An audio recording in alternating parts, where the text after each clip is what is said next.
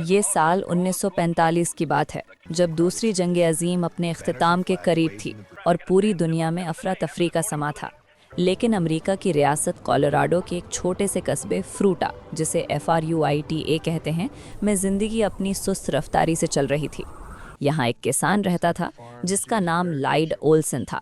लाइड एक मेहनती इंसान था जो अपने फार्म पर जानवरों और परिंदों की परवरिश करके अपना गुजर बसर करता था।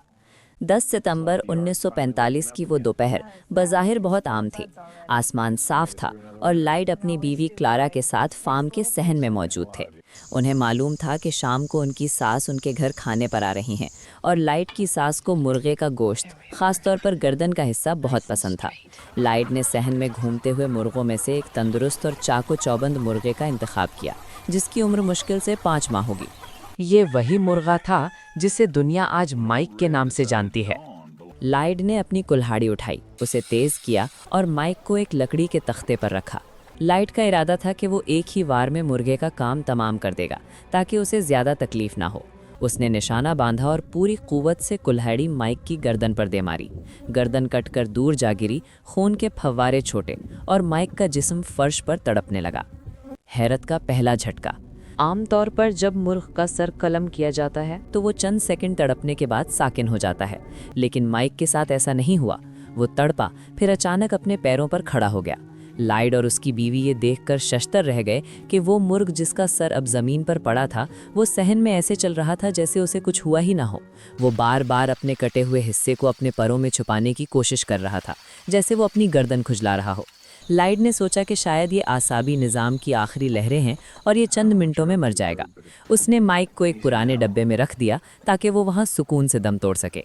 लेकिन जब अगली सुबह लाइड की आंख खुली और उसने डब्बे में झांका तो उसके पांव तले से ज़मीन निकल गई। माइक ना सिर्फ जिंदा था, बल्कि वो डब्बे से बाहर निकलकर दाने तलाश करने की नाकाम कोशिश कर रहा था। लाइड ओल्सन अब एक अजीब कश्मकश में मुब्तला था। एक तरफ वो हैरान था कि ये कैसे मुमकिन है, और दूसरी तरफ उसे इस बेज़बान परिंदे की जीने की तड़प देखकर उस पर रहम आने लगा। उसने तय कर लिया कि अब वो माइक को नहीं मारेगा, बल्कि उसे पालेगा। लेकिन सबसे बड़ा सवाल ये था कि माइक खाएगा कैसे? उसका पूरा चेहरा, आंखें, चोंच और ज़बान तो कट चुके थे। लाइड ने एक आई ड्रॉपर लिया। उसने देखा कि माइक की गर्दन में खुराक की नाली का कुछ हिस्सा अब भी खुला हुआ है। लाइड ने बड़ी एहतियात से इस नाली के ज़रिए माइक को पानी और दूध के कतरे पिलाना शुरू किए। उसने अनाज के दानों को पीसकर पानी में मिलाया और इस महलूल को बराह रास्त माइक के पेट तक पहुंचाया। माइक की ज़िंदगी अब एक इंसानी मौजज़ा बन चुकी थी। वो अपनी गर्दन से एक अजीब सी आवाज़ निकालता था, जो कि कुटकाने यानी क्रोइंग की नाकाम कोशिश होती थी। वो अब भी ऊंची जगहों पर बैठने की कोशिश करता और अपने दूसरे साथी मुर्गों के साथ रहने की कोशिश करता, हालांकि वो उन्हें देख नहीं सकता था। जब माइक के जिंदा रहने की खबर कोलोराडो की हुदूद से निकलकर दूसरे शहरों तक पहुंची, तो लोगों ने इसे महज एक अफ़वाह समझा। उस दौर में इंटरनेट या सोशल मीडिया नहीं था, इसलिए लोग अखबारात की खबरों पर यकीन करने से कतराते थे। लॉयड ओल्सन को बार बार तनकीद का निशाना बनाया गया कि वो लोगों को बेवकूफ़ बना रहा है और उसने किसी मुर्गे पर मसनूई सर लगा रखा है। इन शकूक व शुबहात को दूर करने के लिए लॉयड माइक को लेकर यूनिवर्सिटी ऑफ यूटा पहुंचा।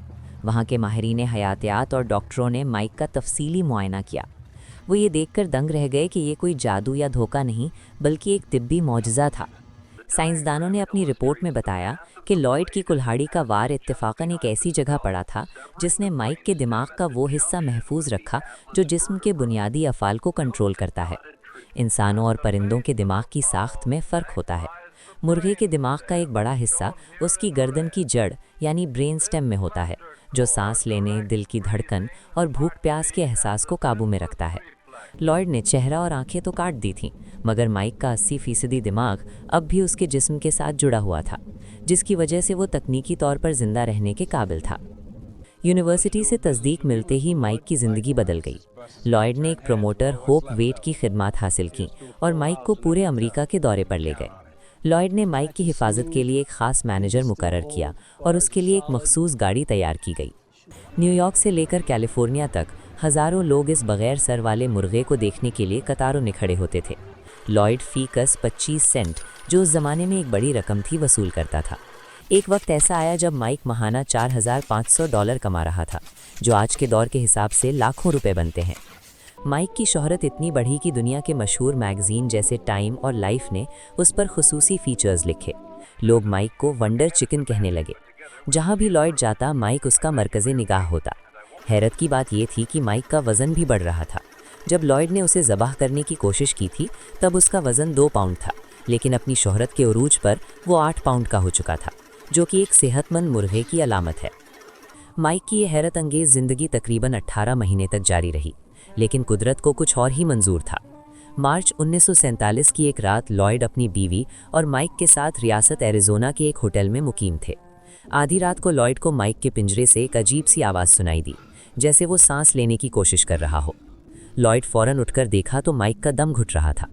माइक की खुली हुई सांस की नाली में खुराक का कोई जर्रा या बलगम फंस गया था। लॉयड आमतौर पर एक छोटे सिरिंज के ज़रिए माइक की नाली साफ़ किया करता था, लेकिन उस रात बदकिस्मती से वो सिरिंज शो वाली जगह पर ही भूल आया था। लॉयड ने हर मुमकिन कोशिश की कि वो अपने हाथों से माइक की सांस बहाल कर सके, लेकिन उसके पास मतलूबा औजार नहीं थे। देखते ही देखते वो मुर्ग, जिसने मौत को 1.5 साल तक शिकस्त दिए रखी थी, लॉयड के हाथों में दम तोड़ गया। माइक की मौत के बाद लॉयड ने कई सालों तक लोगों को ये नहीं बताया कि माइक मर चुका है, क्योंकि उसे डर था कि लोग उसका मजाक उड़ाएंगे। लेकिन आखिरकार सच सामने आ गया। आज भी फ्रूटा के शहर में माइक का एक धातुई मुजस्समा नस्ब है और हर साल जून के महीने में हेडलेस चिकन फेस्टिवल मनाया जाता है, जो हमें याद दिलाता है कि ज़िंदगी कभी कभी मौत के बदतर वार के बाद भी हार नहीं मानती।